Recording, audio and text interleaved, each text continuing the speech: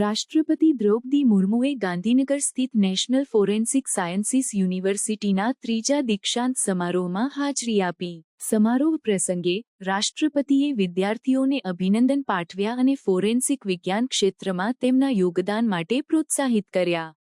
તેમણે ફોરેન્સિક વિજ્ઞાનને ન્યાયિક પ્રણાલી અને સમાજ માટે મહત્વપૂર્ણ ગણાવી વિદ્યાર્થીઓને આ ક્ષેત્રમાં નવીનતા અને સંશોધન માટે પ્રેરિત કર્યા.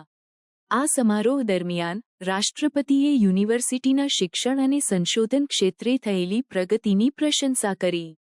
તેમણે જણાવ્યું કે ફોરેન્સિક વિજ્ઞાનમાં કુશળ વ્યાવસાયિકોની જરૂરિયાત વધતી જતી હોવાથી યુનિવર્સિટીએ ઉચ્ચ ગુણવત્તાવાળા શિક્ષણ અને તાલીમ પ્રદાન કરીને મહત્વપૂર્ણ ભૂમિકા નિભાવી છે. રાષ્ટ્રપતિએ વિદ્યાર્થીઓને નૈતિકતા અને વ્યાવસાયિકતા સાથે કાર્ય કરવાની સલાહ આપી, જેથી તેઓ ન્યાયિક પ્રણાલી અને સમાજમાં વિશ્વાસ જાળવી શકે.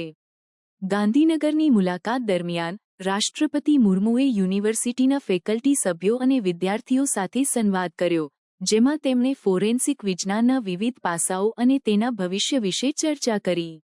તેમણે યુનિવર્સિટીના આધુનિક સુવિધાઓ અને સંશોધન પ્રોજેક્ટ્સનું નિરીક્ષણ કર્યું, જે વિદ્યાર્થીઓને વ્યાપક જ્ઞાન અને કુશળતા પ્રાપ્ત કરવામાં મદદરૂપ છે. રાષ્ટ્રપતિએ યુનિવર્સિટીના પ્રયાસોને બિરદાવ્યા અને તેને વૈશ્વિક સ્તરે માન્યતા પ્રાપ્ત કરવા માટે શુભેચ્છા પાઠવી. આ પ્રસંગે રાષ્ટ્રપતિએ ફોરેન્સિક વિજ્ઞાનના ક્ષેત્રમાં નવી ટેકનોલોજી અને પદ્ધતિઓ અપનાવવા પર ભાર મૂક્યો, જેથી ન્યાયિક પ્રણાલી વધુ કાર્યક્ષમ અને વિશ્વસનીય બની શકે.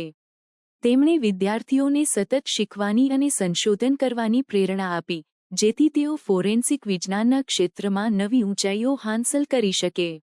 રાષ્ટ્રપતિની આ મુલાકાતે યુનિવર્સિટીના વિદ્યાર્થીઓ અને ફેકલ્ટી માટે પ્રેરણાસ્ત્રોત રૂપે કાર્ય કર્યું છે.